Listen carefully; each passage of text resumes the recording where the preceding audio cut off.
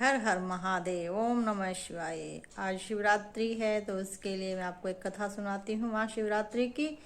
और मैं घर पे ही पार्थिव शिवलिंग बनाती हूँ, जो मैं हर साल बनाती हूँ। तो अगर आपको भी बनाना है तो मेरी वीडियो देख सकते हो।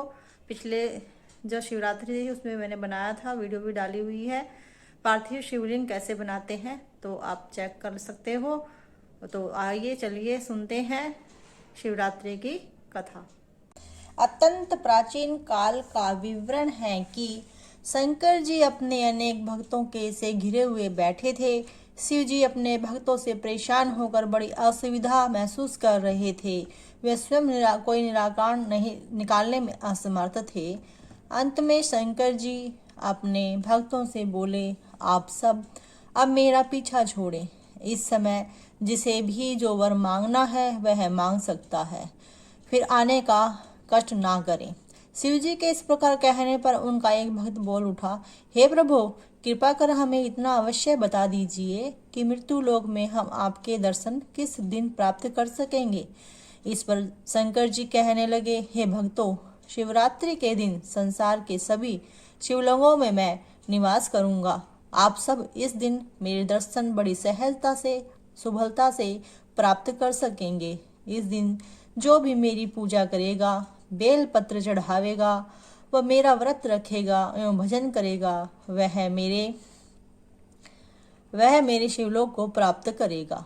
जब शंकर जी इस प्रकार की महाव्रत कथा शिवरात्रि का महात्म अपने भक्तों को बता रहे थे, उसी समय दीनपुर नामक स्थान का एक निवासी मलेच्छ भी इस वृत्तांत को सुन रहा था।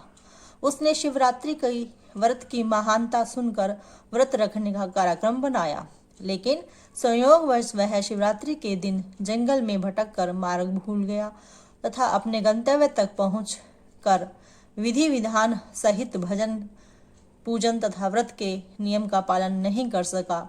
जंगल में भटक कर वह कुछ खा पी भी न सका। अपने लौटने का मार्ग तलाशते हुए उसे रात हो गई। इस पर वन पशुओं के भय से समीप ही एक विल वृक्ष देखकर उस पर चढ़ गया। उस वृक्ष के नीचे ही एक अत्यंत प्राचीन शिवलिंग था। उसके वृक्ष पर चढ़ने से कुछ विल पत्र बेल पत्र टूटकर वृक्ष के नीचे शिवलिंग पर जा गिरे। दूसरी ओर मन में पश्चाताप करता हुआ वह मल्लेच्छ विचारने लगा कि मुझसे व्रत तो हो गया, पर मैं शंकर जी को की पूजा नहीं कर सका। यह बड़ी गड़बड़ी हुई है। वह मल्लेच्छ बारंबार शंकर जी के विषय में ही सोचता हुआ विचार करने लगा। शंकर जी का नाम हृदय में उठते ही शंकर जी ने सोचा, यह मेरा नाम लेकर ही मेरे शिवलिंग पर बेलपत्र चढ़ा रहा है। ऐसा विचार कर शंकर जी उस मल्लेच्छ के पर प्रसन्न हो उठे।